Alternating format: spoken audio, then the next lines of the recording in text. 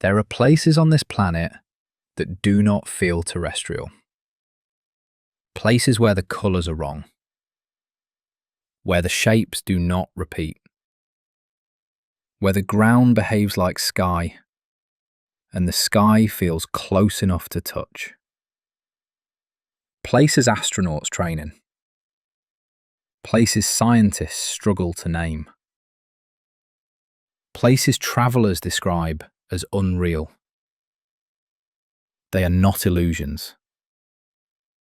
They are not constructed. They are Earth expressing itself without familiarity. And when familiarity disappears, gravity feels like it has nowhere to anchor. These are the planet's most impossible places. The human brain expects Earth to behave. Mountains rise, rivers run, plants grow. But scattered across the globe are environments that refuse pattern, where the land looks molten while cold, where stone behaves like fabric, where lakes appear to be made of mirrors, blood, or sky. These places disrupt expectations so deeply that even experienced explorers describe them as destabilizing. Because the mind uses pattern to feel grounded, and these places remove it. In Ethiopia lies the Danakil Depression, one of the hottest inhabited places on Earth. Here, tectonic plates pull apart. Magma approaches the surface. Gases escape. The ground boils with colour. Sulphur yellow, acid green, iron red. Salt towers rise like ruins. Acid pools bubble. Steam drifts constantly. The air smells sharp, metallic, alive.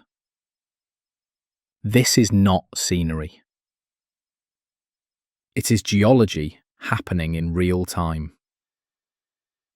The land moves. Crust forms and dissolves. Ground solidifies and reliquefies.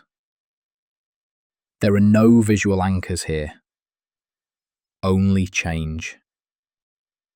And when the Earth looks unfinished, the brain cannot decide what rules apply.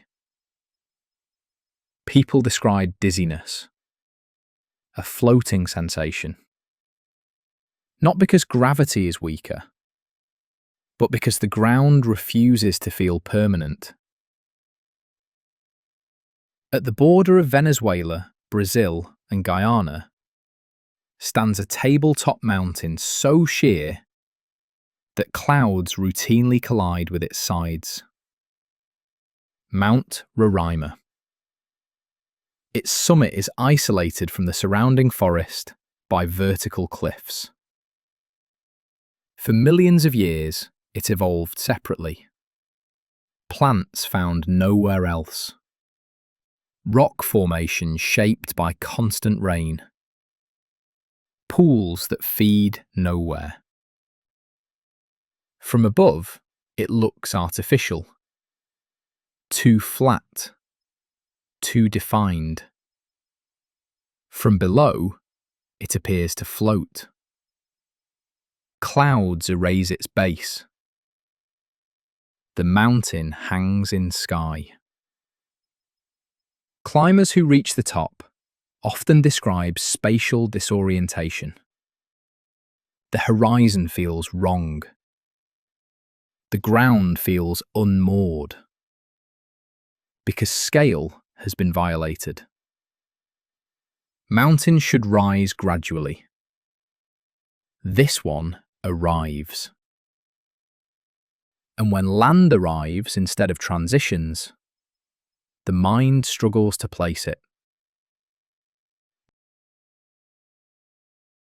In Antarctica, where nothing liquid should survive, a waterfall flows, bright red, from beneath a glacier.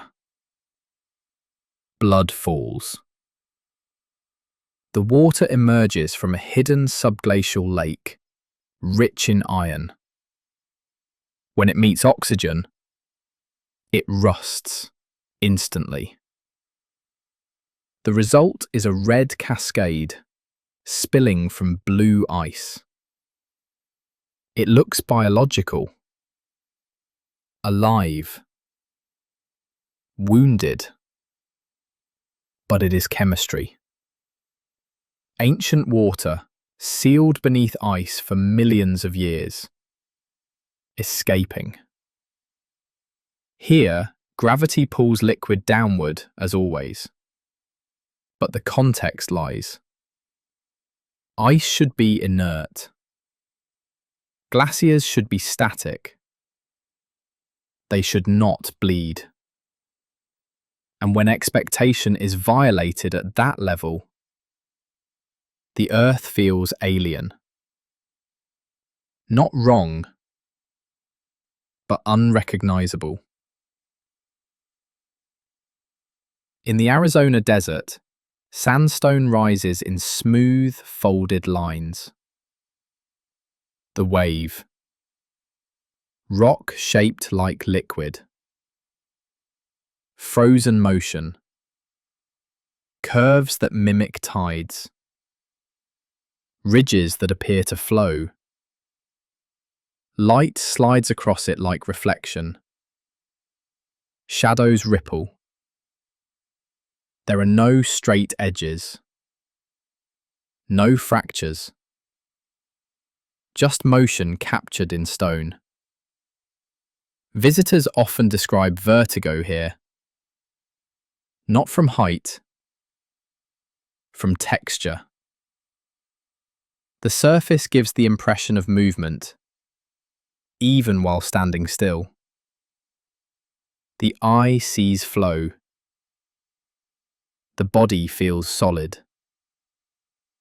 And the contradiction creates unease. Because gravity usually reveals time. Here, it hides it. The rock is ancient, but it looks active. And when activity is implied without movement, perception destabilizes. On the coast of Western Australia lies a lake that does not reflect sky. It reflects itself. Bright pink. Not occasionally. Always. Lake Hilliers' colour comes from microorganisms and salt-loving algae. But explanation does not erase effect. From above, the lake appears artificial, like paint poured into a natural basin. Its colour does not fade at the edges. It does not shift with light.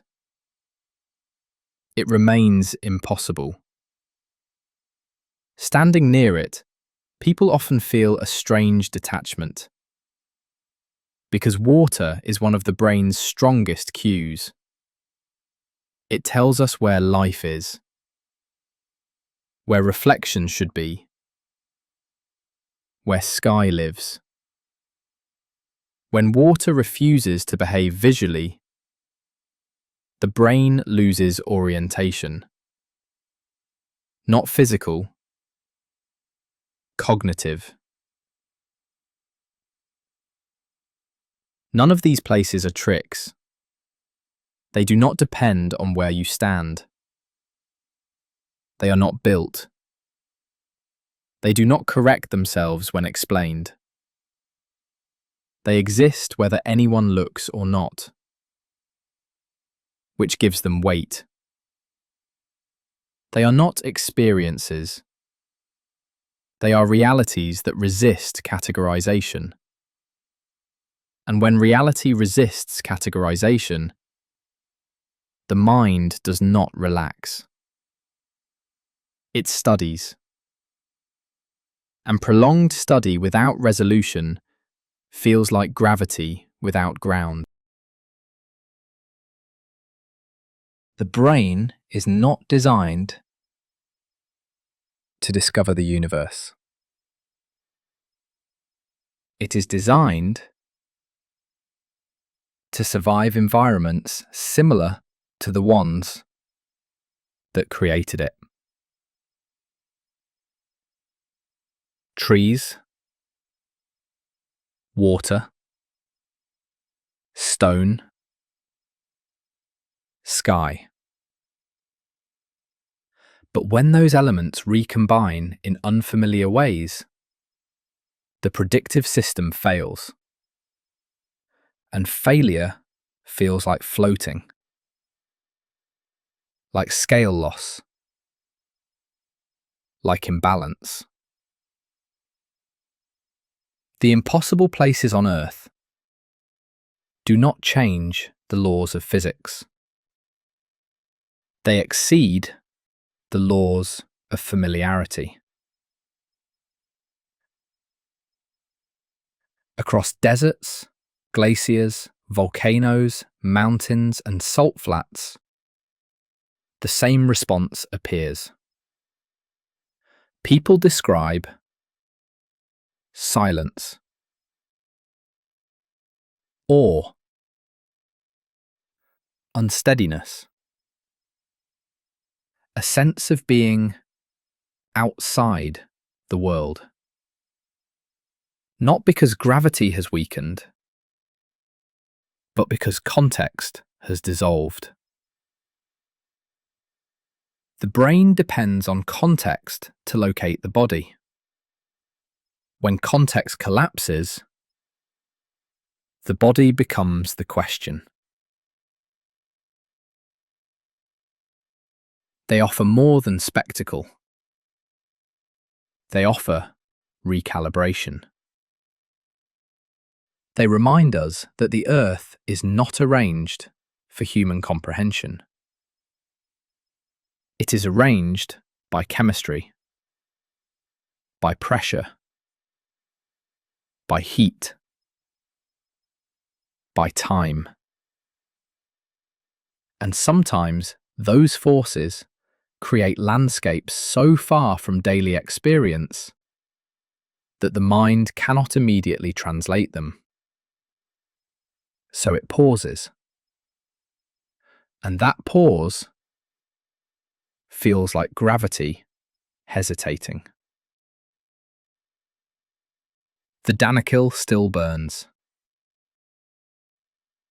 Mount Roraima still floats. Antarctica still bleeds. The wave still flows without moving.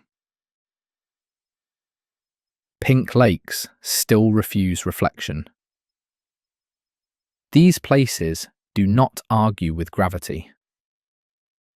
They remind us that gravity is only one sentence in a much longer story. A story written in heat, erosion, chemistry, and time. And when we step into chapters we were not shaped to read, the Earth feels impossible. Because sometimes the most unsettling places on this planet are not where gravity feels broken, but where the world feels no longer written for us. Next time, we step back from locations and ask the question beneath all of them: can gravity ever truly change on Earth?